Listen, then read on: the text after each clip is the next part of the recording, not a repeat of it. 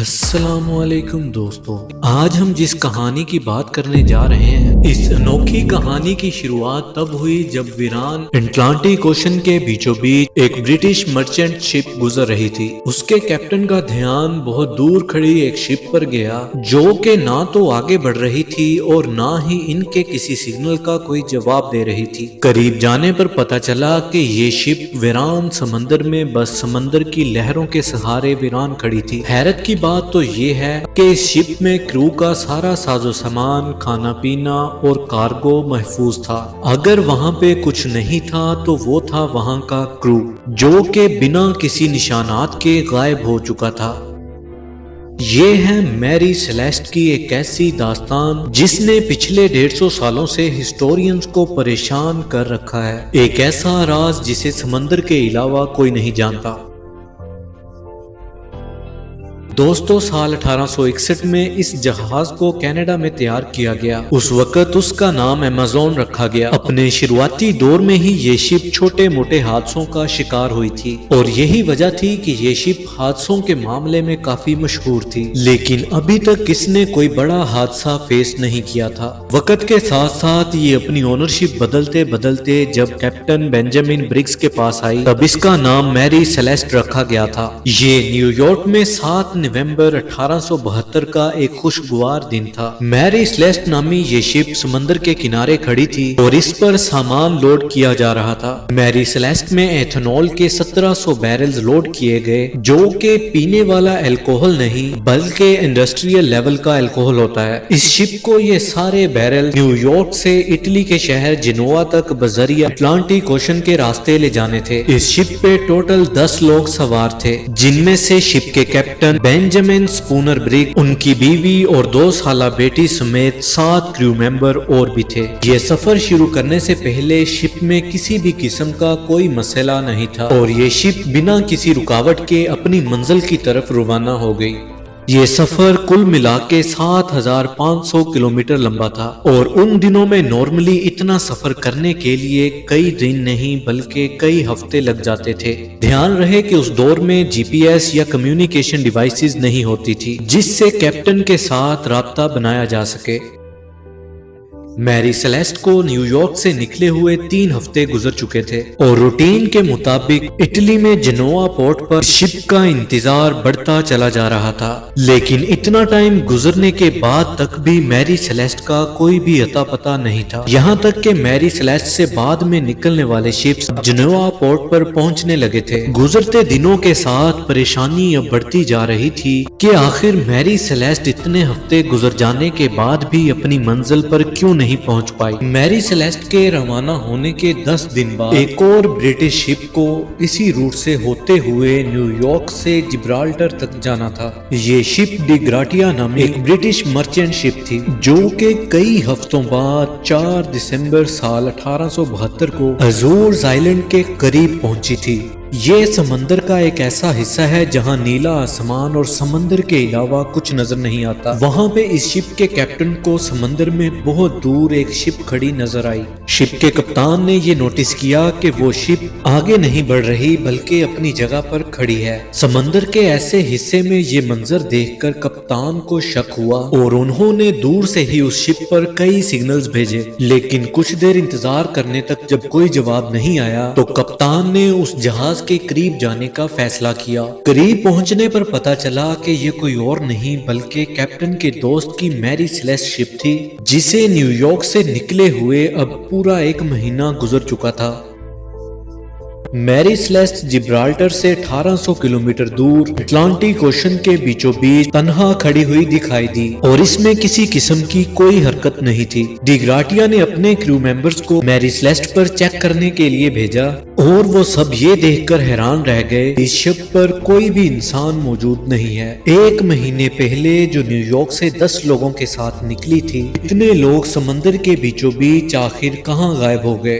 یہی سوال اب ڈی گراٹیا کے کیپٹن کو بھی کھائے جا رہا تھا۔ پہلے تو وہ یہی سمجھتے رہے کہ شاید اس شپ پر کوئی حادثہ ہوا ہے، لیکن جب انہوں نے میری سیلیسٹ کا جائزہ لیا تو پوری شپ صحیح سلامت موجود تھی۔ کپتان اور ان کی فیملی کا سارا سامان یہی نہیں، کرو ممبر کے کپڑے تک بھی انٹچڈ حالت میں موجود تھے، اور یہاں تک کہ جو بیرلز نیو یارک سے جنوا تک لے کر جا رہے تھے وہ تمام بیرلز بھی صحیح سلامت پڑے تھے، اور کریو کے لیے جو کھانے کا سامان پڑا تھا وہ بھی ابھی تک ویسے کا ویسا ہی موجود پڑا تھا۔ تھوڑی اور جانچ پڑتال کے بعد کپتان کے روم سے ایک لاگ بک ملی۔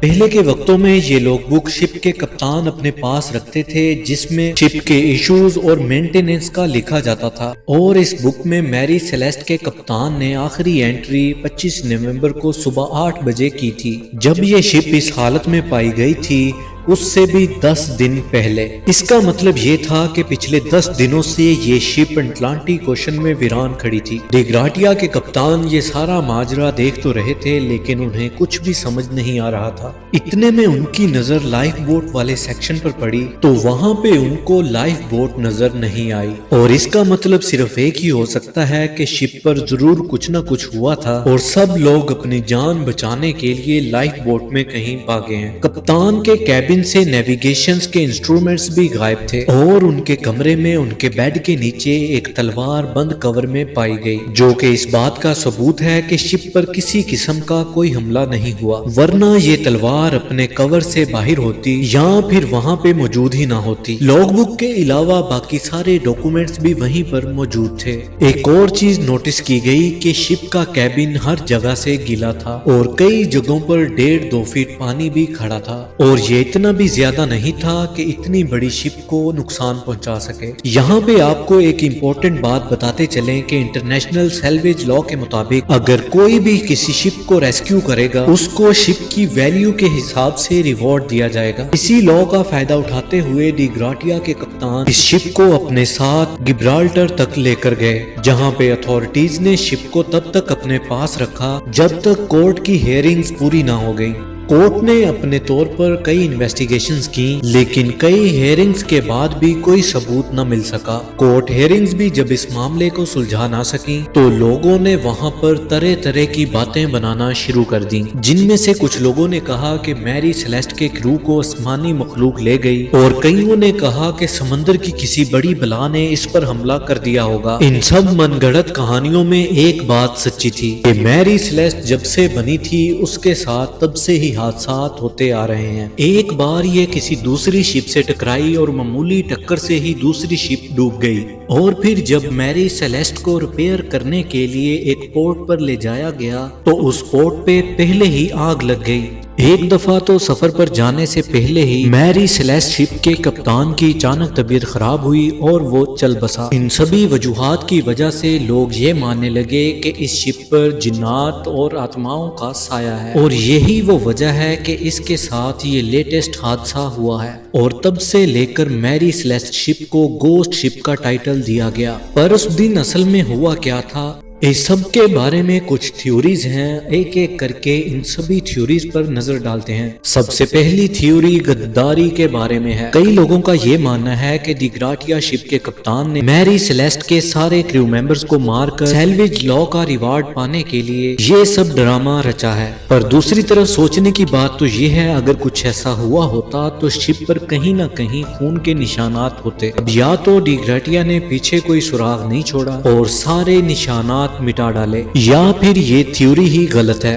دوسری تھیوری بہت ہی زیادہ انٹرسٹنگ ہے۔ اس میں کہا گیا ہے کہ اس شپ پر الکوہل کے 1700 بیرلز موجود تھے، لیکن جب یہ شپ اتھارٹیز کے پاس لائی گئی ان میں سے 9 بیرلز خالی تھے۔ ہو سکتا ہے کہ الکوہل کے کچھ بیرلز میں بلاسٹ ہوا ہو، جس کی وجہ سے کرو ممبرز لائف بوٹ میں بیٹھ کر یہاں سے بھاگ گئے ہوں، مگر جہاں پہ یہ بیرلز موجود تھے وہاں پہ بلاسٹ کا یا آگ لگنے کا کوئی بھی نشان موجود نہ تھا۔ اس کے بعد تیسری تھیوری میں یہ بات سامنے آئی، ہو سکتا ہے یہ شپ کسی سمندری طوفان کی لپیٹ میں آ گئی تھی اور اس میں پانی بھرنا شروع ہو گیا تھا، اور یہی دیکھتے ہوئے کیپٹن نے شپ کو خالی کرنے کا فیصلہ کیا، اور پھر وہ سبھی چھوٹی سی لائف بوٹ میں بیٹھ کر یہاں سے بھاگ گئے ہوں۔ اتنی چھوٹی لائف بوٹ سمندری لہروں کا مقابلہ نہ کر پائی اور سب کی جان لے گئی۔ بہت سارے لوگوں کی نظر میں یہ تھیوری کافی صحیح ثابت ہوتی تھی، لیکن پھر بھی یہ صرف ایک تھیوری ہی تھی۔ اسی طرح تھیوریز تو بہت ہیں، لیکن لیکن ثبوتوں کے ساتھ کوئی بھی تھیوری پیش نہ کی جا سکی جس پر یقین کیا جا سکے۔ 150 سال گزرنے کے باوجود آج تک اس مسٹری کو سلجھایا نہیں جا سکا۔ آخر اس میری سیلیسٹ نامی شپ کے ساتھ کیا ہوا اور کیپٹن نے کن حالات میں اس شپ کو چھوڑا اور پھر وہ سب کہاں چلے گئے، یہ راز بھی شاید کیپٹن بینجامن برگس کے ساتھ ہی چلا گیا۔ امید کرتا ہوں آپ کو آج کی ویڈیو بھی انٹرسٹنگ اور انفارمیٹیو لگی ہوگی۔ اسی کے ساتھ